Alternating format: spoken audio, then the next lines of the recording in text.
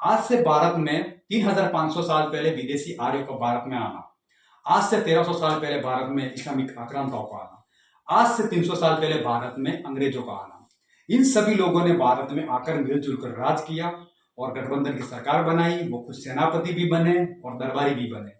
लेकिन भारत में एक हाशिए पर समाज था जो दलित आदिवासी पिछड़े 75% समाज उनके अधीन था, जिससे धार्मिक स्थलों पर उन्हें अछूत अनटचेबल कहा गया था, शूद्र कहा गया था और शारीरिक मानसिक रूप से प्रताड़ित किया गया था।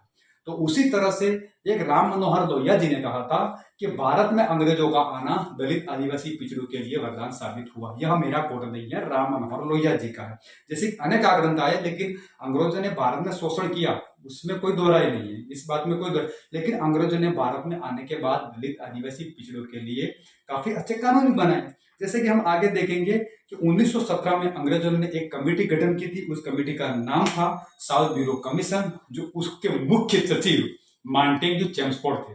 ये 1917 में गठित की थी कि दलित आदिवासी पिछड़ों में क्या राजनीतिक में, आर्थिक में, मानसिक, शारीरिक, उद्योग में किस तरह से उनकी हाल है, यह रिपोर्ट एक ब्रिटिश सरकार को भेजनी थी और उसके हिसाब से भारत में कानून बनने वाले थे। तब भारत में संविधान लागू नहीं हुआ था और वोट का अधिकार उस समय नहीं था।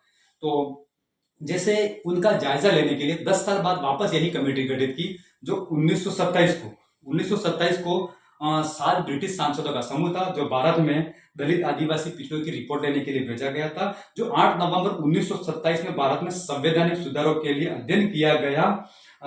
इसका मुख्य कारण था मार्टिन चेम्सफोर्ड सुधार की जांच करना। उसके 4 या 5 महीने बाद, यानी कि 3 फरवरी 1928 में भारत में साइमन कमीशन भारत में आया, तो दलित आदिवासी पिछड़ों की रिपोर्ट लेने के लिए। लेकिन काफी भारत के जो बड़ी बड़ी हस्तियां हैं, जैसे हम उनके नाम लेते हैं, उन्होंने काफी विरोध किया, साइमन गो बैक के नारे लगाए, उनको